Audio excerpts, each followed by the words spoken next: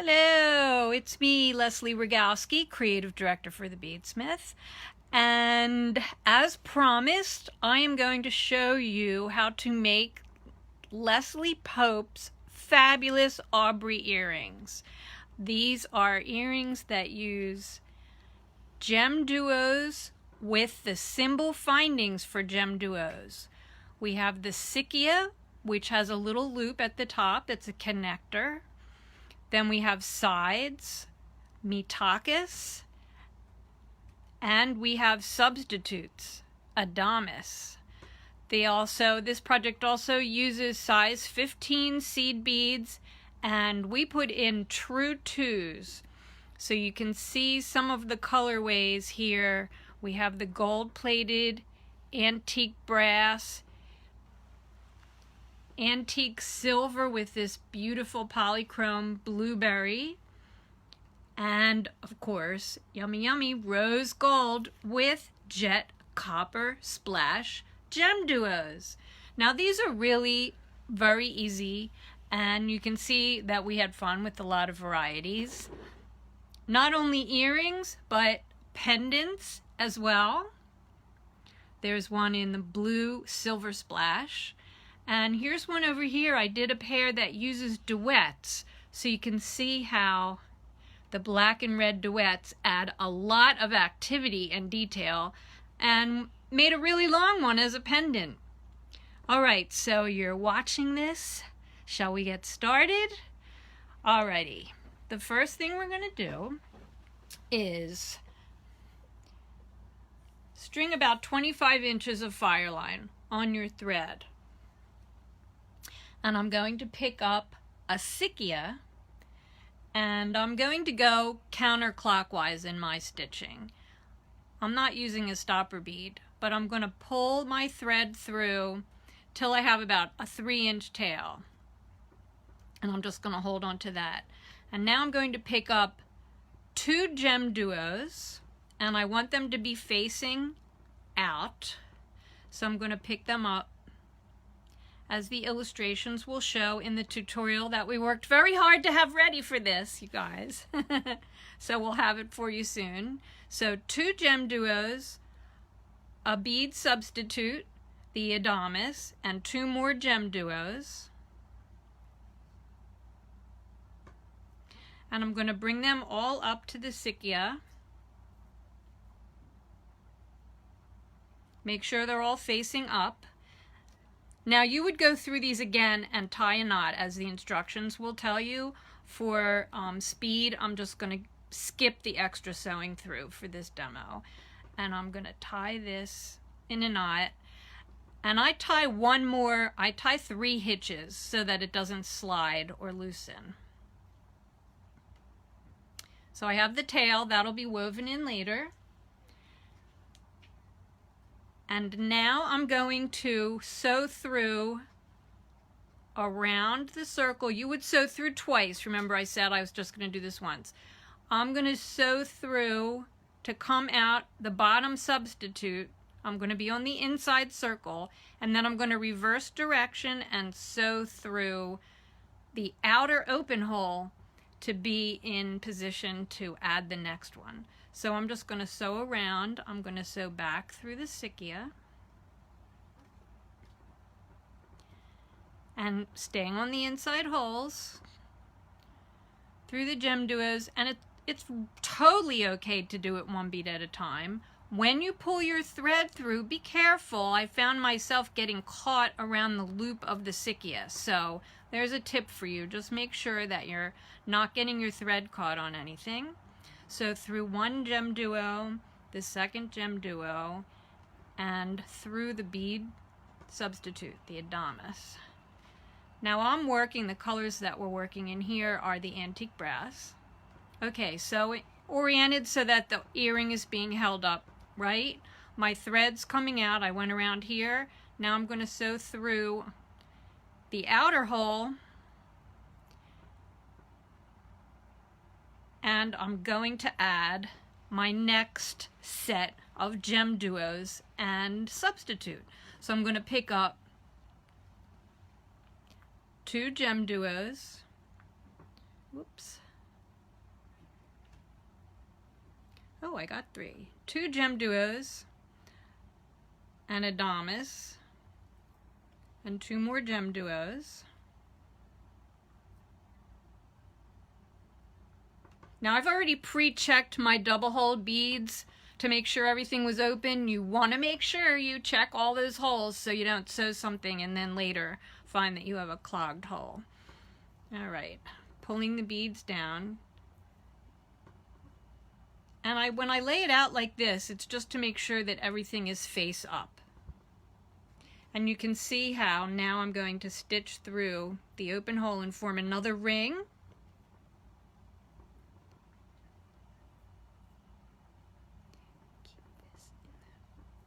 And I'm going to sew around, keep sewing around. So I've sewed through, I'm going to keep sewing around, and I'm going to go through the bead substitute and then go out to the outer hole and sew in the opposite direction. So I'm going to sew through 2 gem duos and the substitute, inner hole, and now I'm going to sew in the opposite direction through the bead substitute. So I'm holding the earring upside down because I want to have access to it. Now this is a little wiggly, but it will tighten up because you're going to go back through it when you put the side beads on. So there I have my 2 bead substitutes. We're going to add the last end component, but I'm going to pick up 5 gem duos instead of 2 and a substitute in 2 because there's going to be other cymbal components on either side of the bottom one. As a design decision, I wanted the cymbal components to always be next to one of the other gem duos. So I'm going to pick up 5 gem duos. And I want to make sure that they're going to be sewn right. They're going to fit right in there. So 1, 2, 3, 4, 5. Now I'm going to sew through here, through the bead substitute, and I'll put this down for you to see what we have so far. So can you see how we really have 3 components attached, 3 components of 6 gem duo shapes. The top one has the Sikia connector, 4 backlit gem duos and a substitute, 1, 2, 3, 4, 5, 6. Then the substitute is shared with the next component, 1, 2, 3, a substitute, 5, 6. And then the last substitute, we have the 5 gem duos. So you with me so far? Okay. Carol, I'm sorry your connection's not good. We actually are having thunderstorms here. I can't believe you guys probably can't hear it, but it's very loud. Now I'm going to sew around the last component, and I'm going to do the same thing I've done at the end of each section where I continue through the one on the end and, oops, just caught my other work. And I'm going to change direction and go in the opposite direction so my thread is coming out this way. There we go. Now it's time to add the side components up one side, the mitakas. And you're going to pick up, it doesn't matter which hole because they flip around. You're going to pick up a mitakas side component, then string a 15, a true 2, and a 15. 15, a true 2, and a 15. And sew in through the other hole of the mitakas.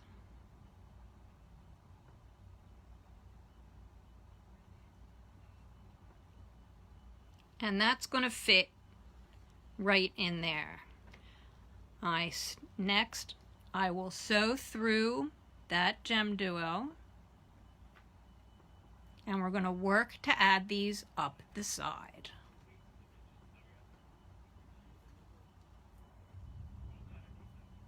I'm going to pick up another mitakas, 15 true 2 and 15.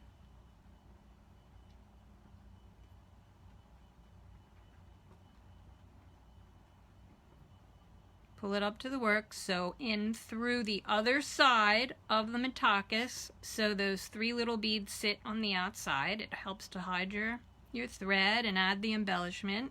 And I'm going to then sew through the next 2 gem duos. To see how these gem duos sit next to each other. So the side component is going to fit in between these, and I'm going to sew through these and pick them up and so I can access it.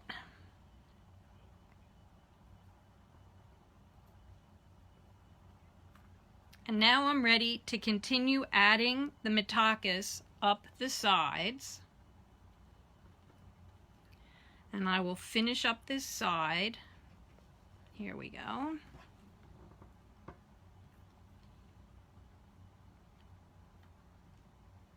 Oh, let me do this for you too. I want to show you how you do a turnaround at the top. I'm going to just keep adding the sides here and sewing through the gem duos. And you can see this goes pretty fast. I mean, obviously I'm showing you on camera, so 15, true to 15. Then I'm going to sew through the other side of the mitakus so that it sits in between the gem duos.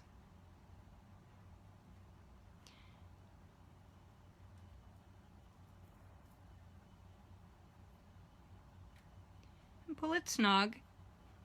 I'm going to go through the 2 gem duos, 1, 2, and come up to the top of my component. Pick up another mitakus, and you can see how I'm stringing it through the underside, sort of the flat angle side. Goes right through this nice antique brass component. A 15, a true 2, and a 15. Chasing these around. There we go. Pull it up to the beadwork, go through the next hole of the mitakus side and the next gem duo. So here you have the sides added to the top. Now we're going to do a turnaround. It's a simple little trick a lot of you might already know. I've picked up a 15 and I've pulled it down to the top. And I'm going to go back down, so there's my 15. I'm going to sew back through all the beads that I just added and the gem duos. I'm just going to do 1 stitch here to show you how this makes a nice little clean pivot point. Then you're going to retrace your thread path through the mitakus and the small beads in the mitakus, the gem duos, all the way through until you come out the bottom, and it's going to look like this. So I've gone all the way through and it definitely snugs up the component there. Now at this point I would suggest that you weave in your tail. I just have threaded my needle on the tail, and when you secure an end in the beadwork, I like to make a half hitch around existing threads. So there's a thread that goes between the gem duo and the sikkia at the top, and I'm going to sew around it and make a little loop and come through just like that. And then following existing thread paths, I'm just going to sew in the tail around the inner circle that I started with. Make sure you don't get stuck on that little loop. You don't have to sew in much. There is not a lot of weight or tension in these little earrings. So there, I've sewn my thread in, and I'm going to take a scissors, and now I have no tail left. So it's nice and clean. So exiting out the bottom, I'm going to repeat what I did with the mitakus on the sides, and I'm going to add them up the side and do a turnaround at the top and weave my thread in. And it's going to look like this. So now I've added those along the side. I'm using these little tiny mini bead stoppers just to hold my needle and thread. I'm going to do the same thing on this side that I did over here, and I'm going to pick up a 15 and pull it down to the top gem duo, and I'm going to sew back in and follow my existing thread paths down the side all the way down to come out at the bottom like this. Hi Beverly. Hey Bianca, nice of you to join us. So I'm down at the bottom. Now I just want to show you how I weave in my thread, and it follows exactly what I did for the tail.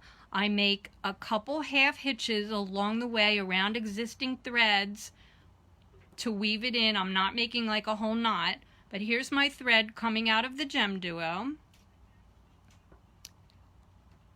And I'm going to sew between the beads and make that loop of thread, carefully pull it so it's just a little hitch. I'm not really yanking it tight either. You're welcome. You're welcome, Joan. Okay, so I've made the half hitch. I'm going to go out. When you secure a thread in a piece, you will retrace your existing thread path. So I'm going to go up through the Mitaka's side. I just turned it over to get access. And I'm coming through the 15 and the true 2 and the 15. And I'm going to go through the Mitaka's side, and I'm going to make another half hitch in there. How do I decide where I'm going to make these half hitches? I want to make it in a discrete place where it's not going to show. So I wouldn't put it between two small beads, because the little half hitch may just add just that much girth to make it more noticeable. Now there's my little loop, and I'm going to pull it in so my hitch is, I got stuck, between the Mitaka's and the gem duo. And I'm going to just sew through a little bit once more, a couple more beads. Take my scissors and trim. And there you go. Now all you have to do is attach an ear wire to that Sikia loop and you're finished. We are going to be ready. Look, we were working hard today on illustrations. I know you guys can follow this, and of course we have text too. So these are really Leslie Pope's design earrings, but we teamed up to get this Facebook Live together for you guys. And like I said, you can keep adding components to make a longer version for a pendant. You can stop shorter and make shorter little earrings, but wow, what fun. So the Aubrey earrings from the BeadSmith. Remember that you can find the cymbals, the gem duos, and other quality BeadSmith beads, tools, and supplies from your favorite bead reseller. We are Team Leslie and we love beads. See ya!